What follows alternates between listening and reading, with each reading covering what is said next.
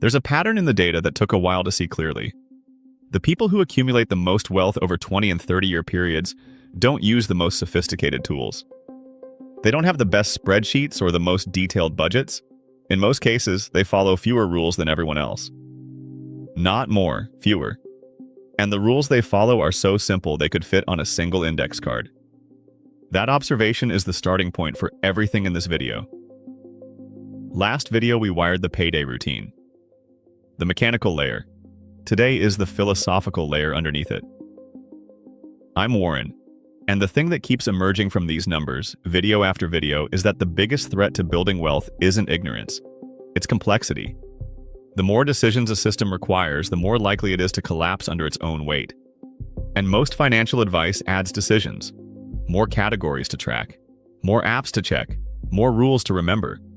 What if the answer is the opposite? What if the best financial system is the one with the fewest moving parts? Her net worth crossed $200,000 at 34. She follows exactly 5 rules. Her name is Adriana.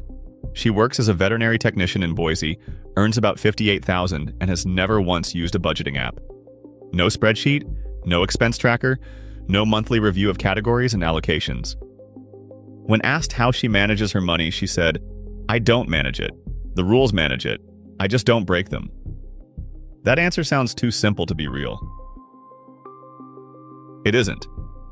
The research on decision fatigue, going back to the work of behavioral psychologists in the early 2000s, shows that every decision a person makes during the day draws from a finite reservoir of mental energy. Financial decisions are among the most draining because they involve trade-offs, uncertainty, and often guilt. Think about what a budgeting app actually asks the brain to do. Categorize every purchase. Review spending weekly. Compare actual to planned in a dozen categories. Make adjustments. Decide whether the coffee was dining or groceries. That's dozens of micro decisions per day added to a brain that's already managing a job, relationships, sleep, and everything else. Over weeks and months, compliance drops. Not because the person is lazy, because the brain runs out of capacity to care about the difference between a $4 coffee in the dining column versus the grocery column. Adriana's approach is the opposite. She makes 5 decisions once. Then she never makes them again. The rules run on autopilot. And the compound effect of 5 simple rules followed without exception for 10 years produces results that no amount of spreadsheet optimization can match. Here's what those rules are, and here's what each one is worth. Rule 1. Automate before you see it. This is the payday routine from the last video, compressed into a single sentence. The moment income arrives, a predetermined percentage moves to savings, debt payoff, and investing before the checking account receives the rest. Adriana set her split deposit at 20% to building, 80% to living on the day she started her job at the veterinary clinic in Boise. She called the payroll administrator, asked how to set up a split deposit, and had it running within a week. She's never adjusted the split downward, only upward twice after raises. The rule isn't complex. It's binary. Money arrives, money splits. No decision required on payday. No temptation to skip this month because rent was high or because a weekend trip to McCall is coming up. The system doesn't negotiate. It doesn't ask how the person feels. It just runs. Here's why this rule matters more than the other 4 combined. If you only follow one rule from this video and ignore the rest, make it this one. Automation removes the single biggest point of failure in personal finance. The moment between receiving money and deciding what to do with it. That moment is where every budget dies. That moment is where the brain rationalizes exceptions. That moment disappears entirely when the split happens before the money lands in the spending account. The 10-year math, 20% of $58,000 is about $11,600 per year. At 7% average return, invested consistently, that's roughly $160,000 in 10 years. Not from stock picks, not from timing the market, from a split deposit that runs on autopilot every 2 weeks. Adriana didn't make $160,000. She made a phone call to payroll. The compound interest made the $160,000. Rule 2. If the interest rate is higher than 7%, pay it before investing. This is the debt versus market decision from video 7, reduced to one line. 7% is the long-term average annual return of the stock market. Any debt charging more than that is costing more than the market is likely to earn. The math is binary. Adriana had a small car loan early in her career at about 5%.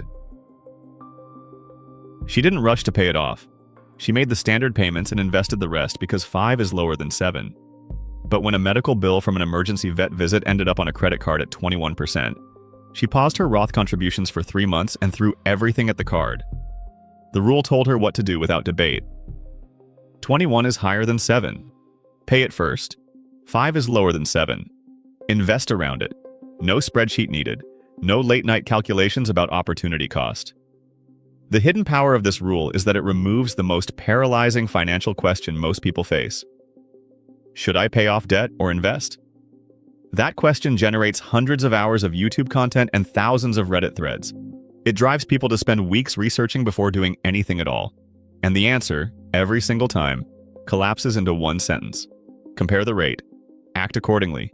If the debt rate is higher, pay the debt. If the investment return is higher, invest. The sentence never changes regardless of the amount, the type of debt, or the person's income. One rule, one comparison. Done.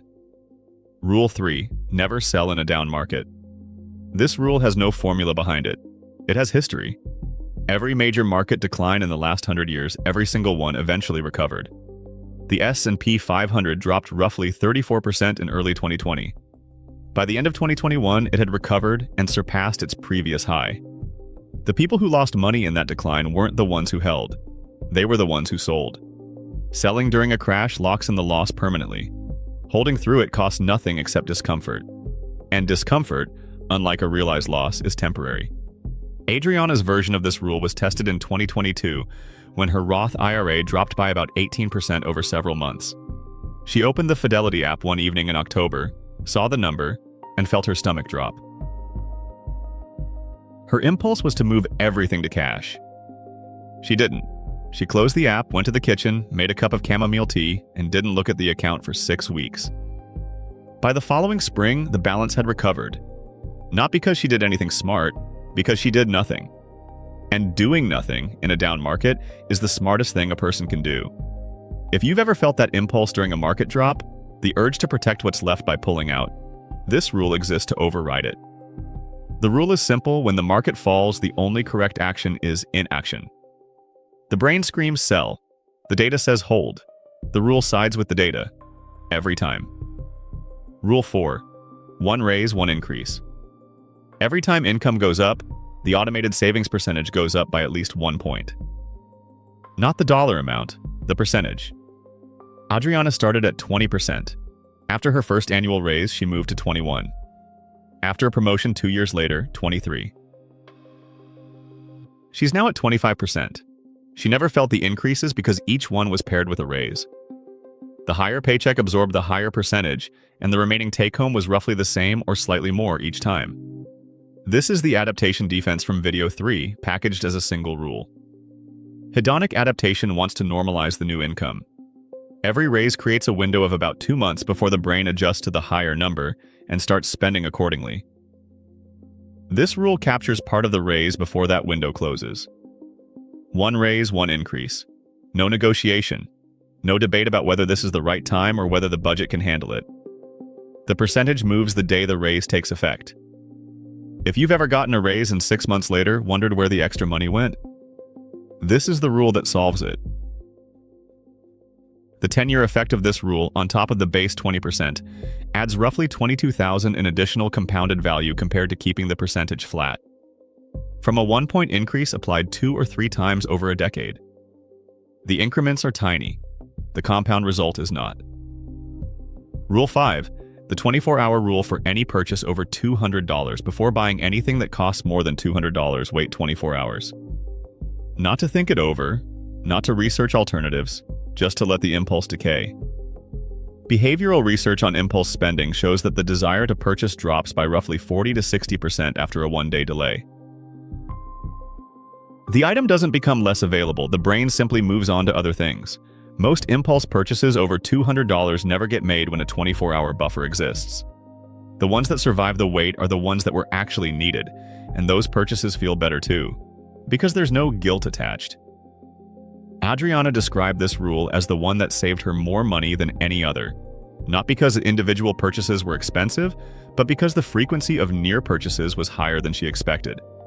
A jacket on sale at Nordstrom Rack, a new set of cookware from Williams-Sonoma, an upgraded phone case that cost $240 for reasons she still can't explain. She said the 24-hour rule stopped roughly 3 out of 4 of those purchases. Over a year, she estimated it saved her between $2,000 and $3,000. Over 10 years, invested at 7%, that's roughly $30,000 to $40,000. From waiting, not from sacrifice. From the simple act of putting 24 hours between the impulse and the action. If you look at your own spending over the last 3 months, you'll likely find at least 2 or 3 purchases over $200 that felt necessary at the time and feel irrelevant now. That's the gap this rule closes. Not by saying no, by saying not yet. And not yet turns into actually no about 75% of the time. Here's the observation that ties all 5 rules together, and it's the reason this video exists as a standalone piece rather than an appendix to the payday routine. Rules are not the same as plans. A plan says, here is what to do in this specific situation. A rule says, here is what to do in every situation of this type. Plans require interpretation. Rules require compliance. Interpretation is expensive. It uses cognitive energy, introduces variability, and creates opportunities for the brain to rationalize exceptions. Compliance is cheap. The rule is the rule. Follow it or don't. There's no gray area, which means there's no negotiation, which means there's no fatigue. The people who build wealth consistently over decades aren't the ones with the best strategy. They're the ones with the fewest decisions between them and the right behavior. Adriana doesn't have a financial advisor. She doesn't read market commentary. She doesn't rebalance her portfolio quarterly or check her Fidelity app daily, or debate whether to increase her contribution by $50 this month. She has 5 rules on an index card taped to the inside of her kitchen cabinet. She follows them. And her net worth at 34 on a veterinary technician's salary in Boise is higher than most people's at 45. There's a question in that observation that's worth sitting with, and it's the question this entire video has been building toward.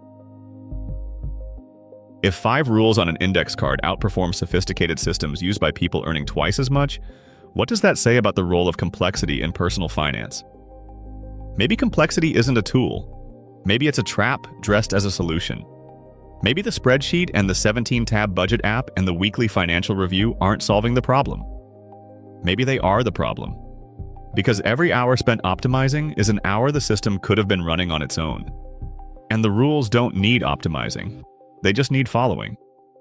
There's a reason Adriana's index card is taped to the inside of her kitchen cabinet and not saved in an app. She sees it every morning when she reaches for a coffee mug. It doesn't require a login.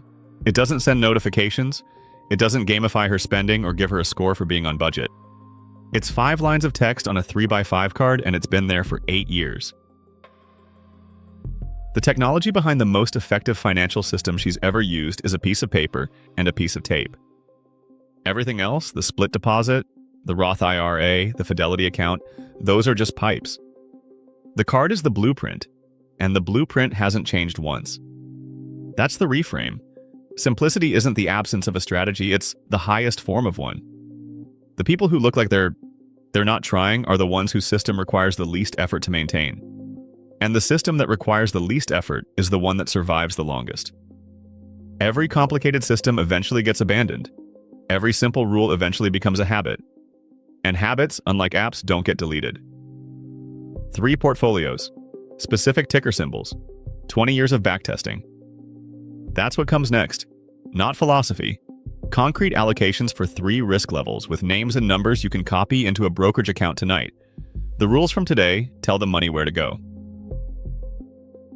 The portfolios from the next video tell it what to become.